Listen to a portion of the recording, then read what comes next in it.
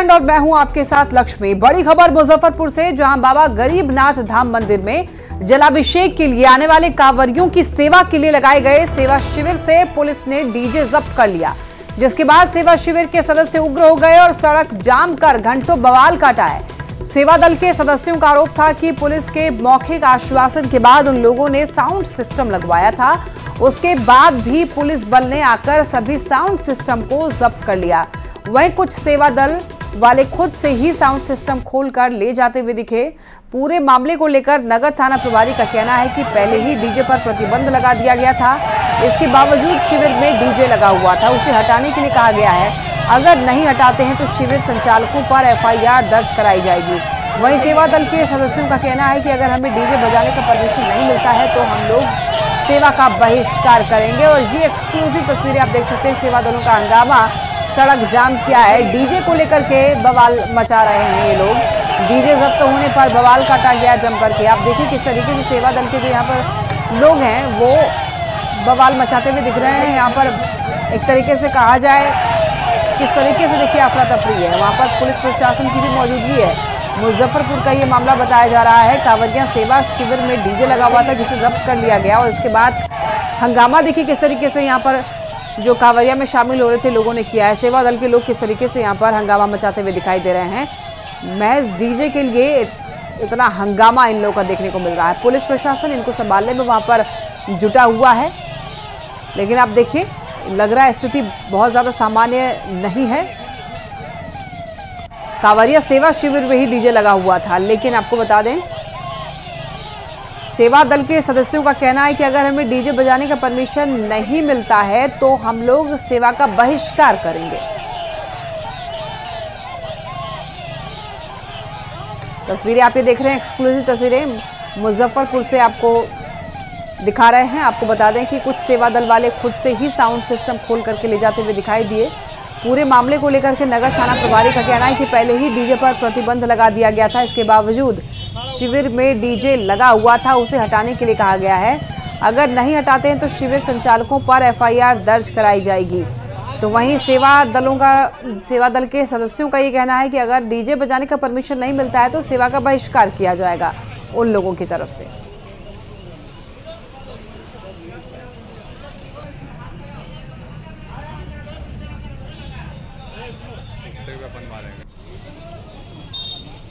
तो आप देख सकते हैं कि डीजे जिला प्रशासन द्वारा निर्देश दिया गया था कि पूर्व में डीजे नहीं बजाने के, लेकिन हम लोगों ने बहुत मध्यम साउंड में ही नहीं, साउंड ही नहीं था हमारे पास, 2 हॉर्न थे, 2 टॉप लगाए हुए थे। तो जिला प्रशासन द्वारा बोला गया कि आप लोग अपना अपना सिस्टम अपना बंद कर लीजिए। क्या बोला गया? लाउड स्पीकर बजाने के लिए बोला गया? बोला लाउड स्पीकर बजाने के लिए और उसके बाद कुछ नहीं करने के लिए। और उस द्वारा जिला प्रशासन का आदेश था, हम लोग ने पीछे कर लिया। अब हमारा ये आदेश है, हमारे जितने भी सेवा दल के शिविर लोग हैं सब लोग एक विचार किए हैं कि शाम के 5 बजे के बाद अपना शटडाउन करके हम अपना सेवा। देखिए सबसे बड़ी बात है कि डीजे और नॉर्मल साउंड में अंतर होता है। डीजे होता है एक प्रकार का एक बेस बॉक्स होता है जो मॉसफेट से चलता है, वो बहुत पावरफुल होता है, जिसके कारण लोगों को परेशानी हो रही थी। तो इस बार हम लोगों ने अनुमति ली, प्रशासन से अनुमति लेकर 4 साउंड बॉक्स जो एम्पलीफायर से चलता है वो 4 साउंड बॉक्स बनाने की अनुमति ली है, ताकि हम एक सीमित मात्रा में, सीमित दायरे में साउंड का इस्तेमाल करें, जिसके कारण किसी को भी कोई परेशानी ना हो। यही हम लोग कर रहे थे। अब क्या कीजिएगा? अब क्या करेंगे? अब जैसा सारे शिविर वाले एक हो गए हैं, अब सबों ने ये विचार किया है कि हम लोग सेवा को ठप कर रहे हैं, सेवा नहीं देंगे। नहीं बजेगी डीजे। हॉर्न लगाने के लिए 4 हॉर्न का आदेश है, हॉर्न लगाए, डीजे किसी सूरत में नहीं बजेगी, कहीं से कोई आदेश नहीं। जो लोग वायलेशन कर रहे हैं उनके लिए क्या करें? एकदम कार्रवाई होगी, सख्त कार्रवाई होगी। अब तक कोई चल की गई है? हाँ, सब हो रहा है। नहीं कार्रवाई चल रही है। कार्रवाई चल रही। झारखंड कांग्रेस विधायक शिल्पी नेहा तिर्की ने डेमोग्राफी चेंज होने के सवाल पर बिहार के लोगों की तुलना बांग्लादेशी घुसपैठियों से कर दी। अब बिहार में भी इस पर सियासी बवाल मच गया है। बीजेपी और जेडीयू के साथ आरजेडी ने भी शिल्पी के बयान की निंदा की है।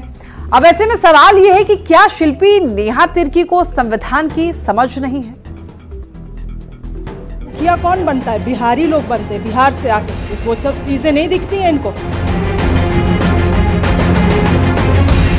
बिहार के लोगों पर रामगढ़ की डेमोग्राफी चेंज करने का आरोप लगाती ये है झारखंड से कांग्रेस की विधायक शिल्पी नेहा तिर्की। फिर से सुन लीजिए बिहार के बारे में कांग्रेस की ये विधायक क्या सोचती है। रामगढ़ में आज मुखिया कौन बनता है? बिहारी लोग बनते हैं, बिहार से आके। वो सब चीजें नहीं दिखती हैं इनको। डेमोग्राफी चेंज को लेकर जब कांग्रेस विधायक से सवाल किया गया तो उन्होंने बिहार के लोगों की तुलना बांग्लादेशी घुसपैठियों से कर डाली। कालीन में जैसे गंदगी को समेटा जाता है कि धूल को नीचे कालीन के नीचे ढांक दिया जाता है, उस तरह से इन लोगों ने यहाँ के आदिवासी मूलवासी को कहीं कोना खोमचा स्लम्स में ढकेल के रख दिया है। डेमोग्राफी चेंज का यहाँ क्यों नहीं बात करते? रामगढ़ में आज मुखिया कौन बनता है? बिहारी लोग बनते हैं, बिहार से आके। वो सब चीजें नहीं दिखती हैं इनको। मांडर से कांग्रेस विधायक के बयान ने झारखंड से लेकर बिहार तक सियासत में नई बहस छेड़ दी है। विरोधी तो विरोधी, झारखंड की सत्ता में भागीदार आरजेडी के नेताओं को भी ये बयान रास नहीं आ रहा है। क्षेत्रीयता की भावना जो कहीं न कहीं धर्म और लिंग के आधार पर विभेद पैदा करता हो। शिल्पी नेहा तिर्की के बयान से बिहार बीजेपी के नेता गुस्से में है, जबकि केंद्रीय मंत्री और लोक जनशक्ति पार्टी रामविलास के अध्यक्ष चिराग पासवान ने क्षेत्रवाद के जरिए कांग्रेस पर बांटने की साजिश का आरोप लगाया है। तुष्टीकरण की राजनीति में इतना नीचे लोग गिरेंगे कि बांग्लादेशी प्रिय हो गए और बिहारी दूर नजर आने लगे। पर जो लोग ऐसी टिप्पणी करते हैं वो लोग सिर्फ क्षेत्रवाद के आधार पर बांटने की साजिश करते हैं। बयान के बाद खड़े हुए बवाल को देखते हुए शिल्पी नेहा तिर्की ने सफाई दी है। उनका कहना है कि उन्होंने कोई तुलना नहीं की है। मैंने कब कहा बाहरी लोग घुसपैठिए हैं? मेरे जो 2 मिनट का जो बयान है उसमें मैंने ना तो इस शब्द का प्रयोग किया है और ना ही मैंने किसी की तुलना किसी के साथ किया है। मेरे 2 मिनट के बयान में आप थरोली देखेंगे तो मैंने केवल और केवल डेमोग्राफी चेंज का बात किया, जिसको मैं आज भी उस मुद्दे के साथ अडिग खड़ी हुई हूँ कि झारखंड में विशेष रूप से रांची और कोयलांचल में डेमोग्राफी चेंज। भारत का संविधान सबको सब जगह बसने और रहने की इजाजत देता है। सवाल है कि क्या कांग्रेस की विधायक शिल्पी नेहा तिर्की को संविधान की समझ नहीं है। न्यूज़ 18 के लिए रांची से अविनाश और गौरव झा के साथ दिल्ली से अमितेश सिंह की रिपोर्ट। दिल्ली के राजेंद्र नगर में कोचिंग सेंटर के बेसमेंट में पानी भरने से 3 स्टूडेंट्स की मौत हो गई। मरने वाले 3 स्टूडेंट्स में एक बेटी बिहार की भी है। घर वाले बेटी का शव लेकर के वापस औरंगाबाद के नबीनगर जा रहे हैं ताकि वहां पर क्रियाक्रम किया जा सके।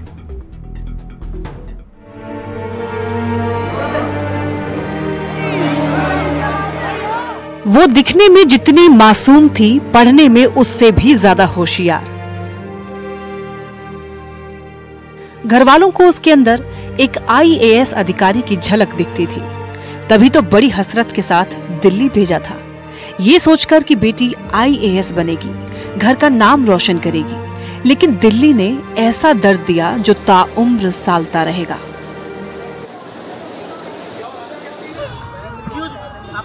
जी सर, बोलेंगे क्या एक्शन होना चाहिए?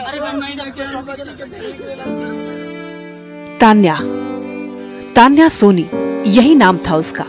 मूल रूप से दिल्ली से करीब 1050 किलोमीटर दूर बिहार के औरंगाबाद की रहने वाली थी।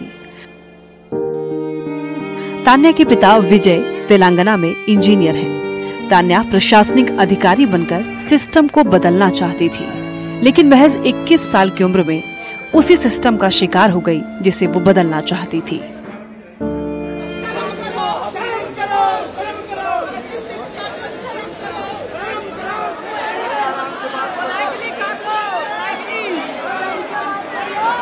दिल्ली के राजेंद्र नगर के राउस IAS कोचिंग सेंटर के बेसमेंट में पानी भरने से शनिवार को 3 बच्चों की मौत हो गई। इसमें एक बिहार की तान्या सोनी भी थी। दिल्ली यूनिवर्सिटी से पॉलिटिकल साइंस में ग्रेजुएट तान्या पिछले 3 महीने से राव कोचिंग में UPSC की तैयारी कर रही थी, लेकिन शनिवार को हादसे का शिकार हो गई। अब परिजन बेटी का शव लेकर वापस बिहार जा रहे हैं।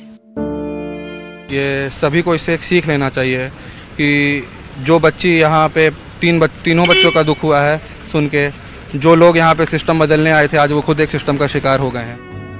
देश के हर कोने से हर साल बड़ी संख्या में छात्र और छात्राएं UPSC की तैयारी करने दिल्ली आते हैं और कोचिंग सेंटरों में दाखिला लेकर अपने सपनों को एक नई उड़ान देने की कोशिश करते हैं। लेकिन दिल्ली के राजेंद्र नगर में हुए हादसे ने दिल्ली सरकार के साथ साथ पूरे सिस्टम की पोल खोल कर रख दी।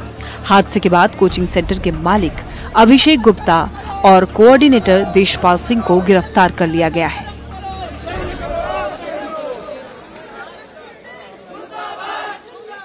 People are saying कि different type की authorities यहाँ पे नहीं आई। They all came, they all were part of rescue operations. All means all, whoever आप लोग जिसकी भी बात कर रहे हैं वो सब यहाँ पे आए थे। लेकिन सवाल है कि क्या इनकी गिरफ्तारी से उन 3 होनहार बच्चों की जिंदगी क्या वापस लौट आएगी जो आईएएस बनकर सिस्टम को ठीक करना चाहते थे? क्या सिर्फ इनकी गिरफ्तारी भर से तान्या के माँ बाप का दर्द कम हो जाएगा जिन्होंने महज 21 साल की उम्र में अपनी बेटी को खो दिया? Bureau report, news 18। अब बात करते हैं पेरिस ओलंपिक में भारत को मिले पहले मेडल की। पेरिस ओलंपिक में 22 साल की महिला शूटर मनु भाकर ने कमाल कर दिखाया है। मनु भाकर ने पेरिस ओलंपिक में भारत के लिए पहला मेडल जीता है। मनु ने women's 10 metre air pistol final में कमाल का प्रदर्शन दिखाते हुए ब्रॉन्ज मेडल अपने नाम किया है। ब्रॉन्ज जीतकर भी मनु भाकर ने इतिहास रचा है क्योंकि वो शूटिंग में ओलंपिक मेडल जीतने वाली भारत की पहली महिला एथलीट बन चुकी है। मनु ने शुरुआत से ही पकड़ बनाए रखा। 221.7 पॉइंट के साथ वो सिल्वर मेडल से बेहद करीब थी। मात्र 0.1 के अंतर से मनु सिल्वर से चूकी, लेकिन इन्होंने देश के लिए ब्रॉन्ज अपने नाम किया। मुझे हम हर एक हिंदुस्तानी को बहुत ज़्यादा खुशी है एक मेडल के साथ, और मुझे खास करके एक महिला होने के नाते मैं हमेशा सोचती थी कि 20 साल हो गए मैं लास्ट ओलंपिक फाइनल्स के बाद क्यों कोई आ नहीं सका है। तो मनु ने उसको फाइनल्स में ही नहीं बल्कि मेडल लाया है उसने, तो इससे एक पूरा एक आउटलुक चेंज हो जाता है and it means it's huge. इसके लिए गर्व की बात है कि पहली बार शूटिंग में हमारे लिए ये जो मेडल आया है, ब्रॉन्ज मेडल आया है। हमें आशा ये थी कि गोल्ड मेडल आएगा, परंतु फिर भी एक अच्छी अचीवमेंट है। चलो बहुत खुशी हुई। She missed little bit, I was expecting for the gold but it's not a small achievement. बहुत बढ़िया बेटी ने बहुत तारीफ करी है, बेटी ने बहुत बात करी है। तो बेटी को किस तरह स्वागत करोगे आप? हाँ कराएंगे। क्या खिलाओगे? क्या खिलाएंगे? सोना की टूम डाल दूंगी, चैन निकाल दूंगी, और क्या करूँ? कुछ स्पेशल बनाओगे बेटी के लिए? पोती के लिए बनाओगे कुछ स्पेशल? कुछ बनाऊंगी, आओगे जब बनाऊंगा, वो यही आओगे जब बनाऊंगी। हाँ। प्रधानमंत्री नरेंद्र मोदी ने मनु भाकर को पेरिस ओलंपिक में कांस्य पदक जीतने पर बधाई दी है। प्रधानमंत्री ने अपने एक्स अकाउंट पर लिखा है कि ऐतिहासिक पदक है। पेरिस ओलंपिक में भारत को पहला मेडल दिलाने के लिए मनु भाकर को बधाई दी, और ये कांस्य पदक और सफलता इसलिए भी खास है क्योंकि मनु निशानेबाजी में पदक जीतने वाली पहली भारतीय महिला बन गई हैं। ये एक अविश्वसनीय उपलब्धि है। पेरिस ओलंपिक 2024 में देश के लिए पहला पदक जीतने वाली शूटर मनु भाकर को मुख्यमंत्री नीतीश कुमार ने भी बधाई दी है, शुभकामनाएं दी हैं। सीएम ने बेहतर प्रदर्शन कर मेडल जीतने वाली मनु भाकर के उज्जवल भविष्य की कामना की है। मुख्यमंत्री ने कहा है कि भारत की बेटी मनु भाकर ने ओलंपिक खेल के 10 मीटर एयर पिस्टल में कांस्य पदक जीतकर शूटिंग प्रतियोगिता के इतिहास में नया कीर्तिमान स्थापित किया है। वो ओलंपिक के इतिहास में शूटिंग प्रतियोगिता में मेडल जीतने लाने वाली पहली भारतीय महिला हैं, जिस पर हर भारतीय गौरवान्वित है।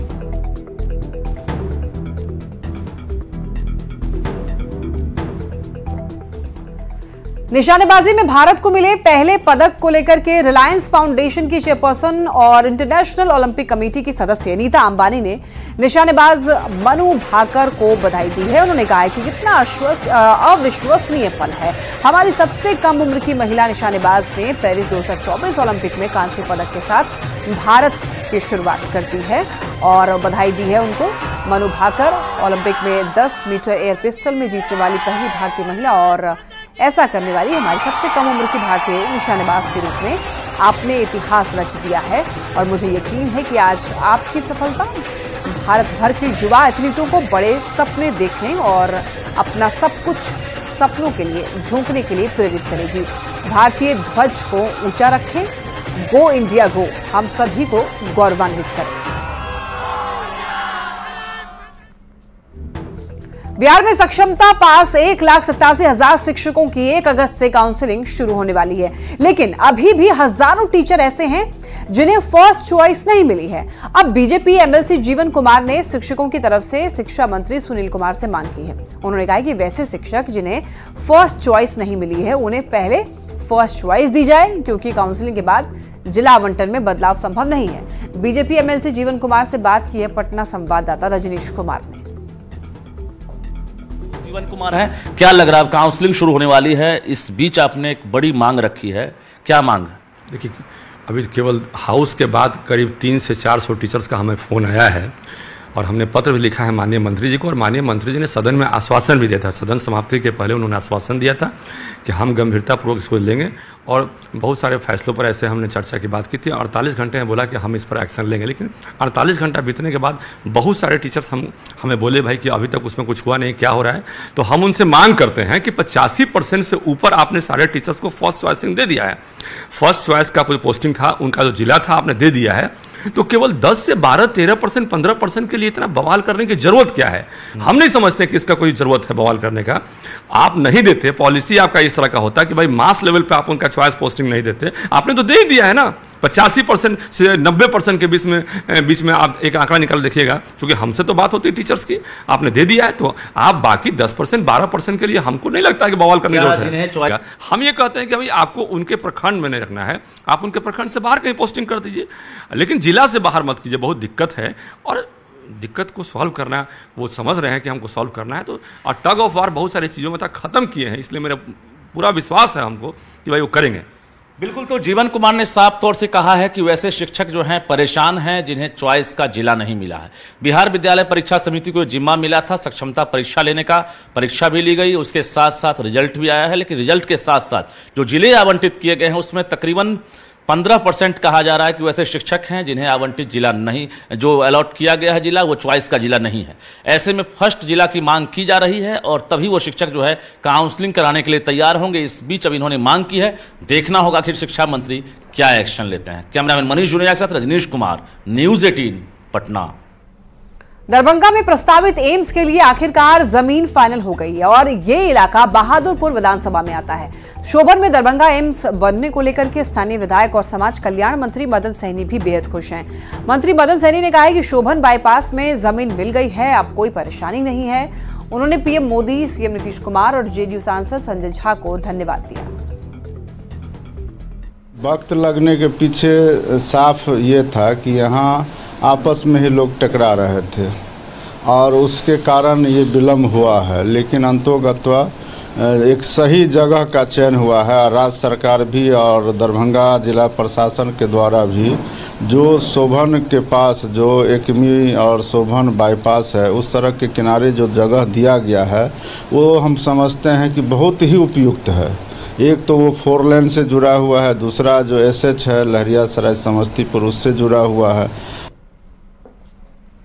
केंद्रीय गृह राज्य मंत्री नित्यानंद राय ने बजट को लेकर के वित्त मंत्री और पीएम को आभार व्यक्त किया। नित्यानंद राय ने कहा कि बिहार में डबल इंजन की सरकार है और उससे बिहार के विकास को गति मिलेगी। सरकार है, उससे बिहार की विकास को बहुत गति मिलेगी। हम पूरे बिहार वासियों की ओर से आदरणीय प्रधानमंत्री माननीय नरेंद्र मोदी जी को और वित्त मंत्री महोदया को बिहार वासियों की ओर से बहुत बहुत आभार व्यक्त करते हैं। बिहार में एनडीए सरकार के मुखिया हमारे माननीय मुख्यमंत्री जी के नेतृत्व में जो केंद्रीय बजट में